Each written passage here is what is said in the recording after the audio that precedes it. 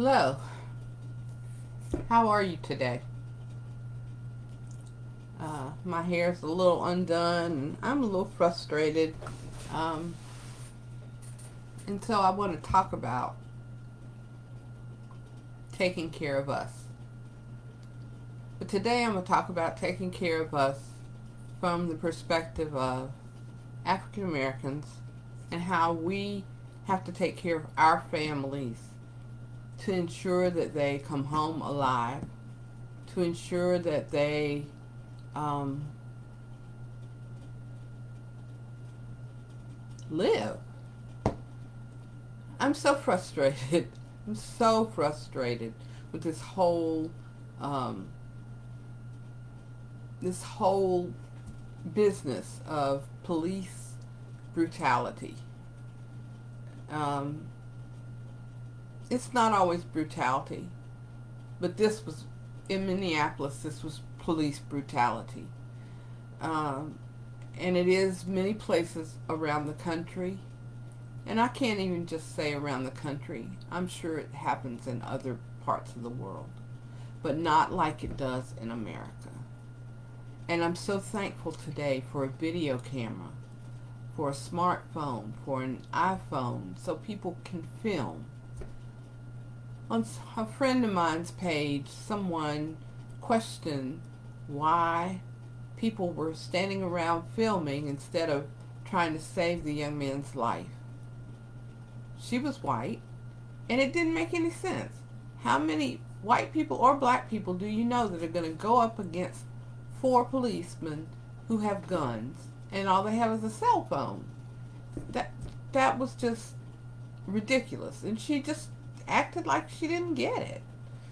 Um, but for all the times, all of my life, when things have just been wrong because of race, from I can't even say the first time I remember, but from me being called the N word by a little kid who was not even 5, because I was walking down Ridge Road in Raleigh, North Carolina, from school, where I was one of 4 black children in the school, to going on a train trip for my birthday with my parents to New York City. And my father had bought tickets for us to ride in the sleeper car. And to him being called a boy by the conductor and told we couldn't ride in that car, even though he had the tickets, he had paid the money. We had to go sit in regular seats. And had he handled that differently, who knows where my father would have been. I was 8 or 9, so that's 50 some years ago. To being called out for things just because of the color of my skin, to people not expecting me to be smart, to even as short ago as 2 years ago, um, when we moved my father into the Cardinal, and things were just not handled properly the day we were moving in. Some things had fallen through the cracks on their part. And I wrote a really long letter because that's what I do. I'm very detailed when something happens. I'm not ugly, but I'm detailed. And a young white lady came to me and said, "You write well." Well, what does she expect? I don't understand. Why do white people expect less of us because of the color of our skin? If I'm educated at the same school as you are, then you ought to expect that I got the same education that you did. To how later on that fall, after we moved him in, we were remodeling our home. And for those of you who don't know, I left my house, which was in a state of construction, but we were staying here. I left my house to go and do his Medicaid paperwork, and the police pulled up in front of blocked the street so I couldn't get out.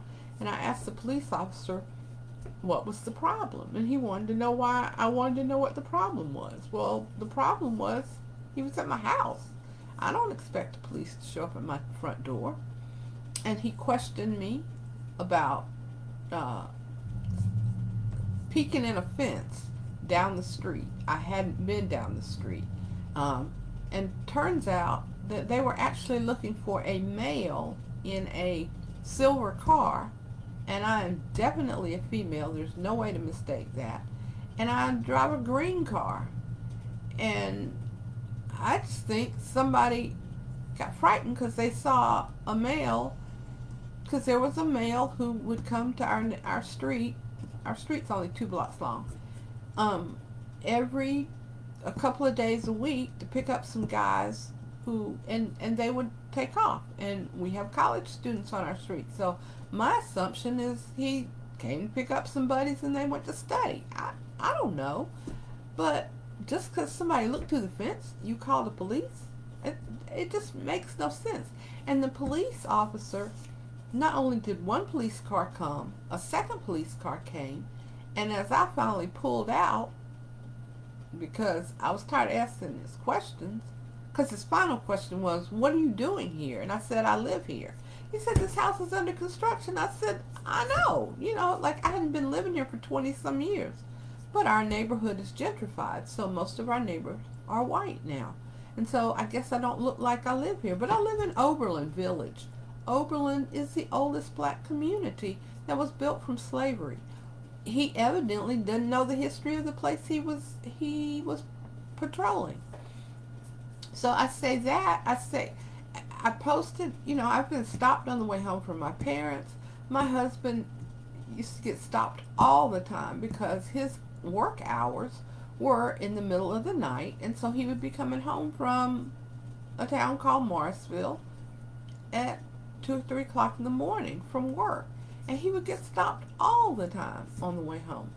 It just needs to stop. Why do police feel like they just, because you got brown skin, they need to stop you?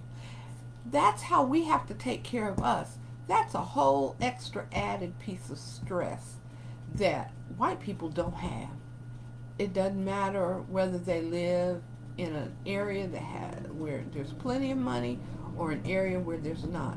They don't have that. They don't have to worry about looking over their shoulder to see if they're getting stopped, pulled to the side of the road. And my God, then if you're going to get stopped, you got to worry about if you're going to survive the stop.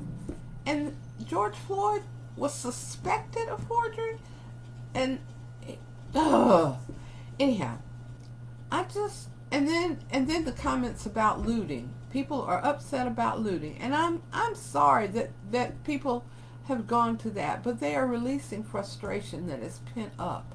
There are studies now that show that that's part of why black people don't live as long, is because the stress of living in America as a black person will kill you. You don't get treated well at work. You don't make as much at work.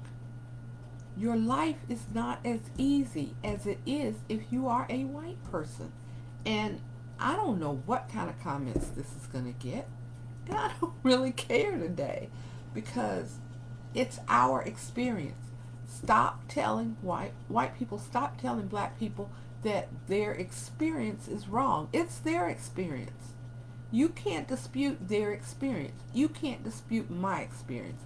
I know what I've had to deal with in my life as a black woman, as a black girl, as a mother, as a wife, as a cousin, as a sister, as a daughter. And it hasn't been the same experience that you have had.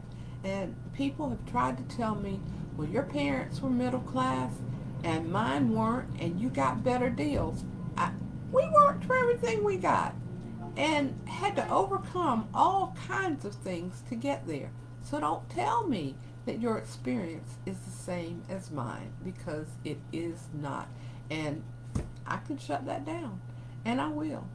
So I just want you to know that taking care of us is not just about the basic taking care of human needs. It's also about taking care of my family. so that they come home at night. Not that they don't come home from a heart attack, or because they come home because they died when the police stopped them while they were driving for some stupid reason. Um, and it's not that the reason might not be valid, but it's the place that they take it after that. So I just need to say that there are a whole lot of other ways to take care of us. And there need to be changes. There needs to be systemic change in the justice system to not disproportionately affect people of color. It's not fair. It's not right.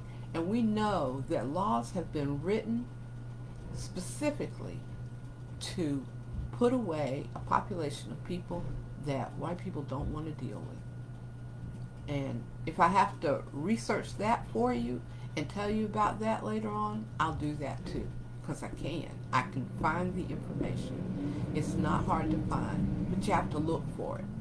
And a lot of times, white people don't want to look for it. They just want to go with their experience. Your experience and my experience are two totally different things.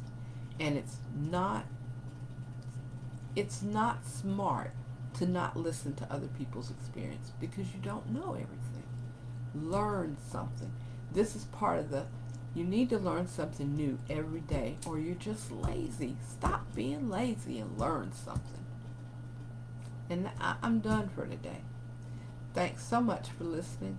This is part of Taking Care of Us. I went live on my personal page because I needed to say it two places. So thank you. I will see you next week.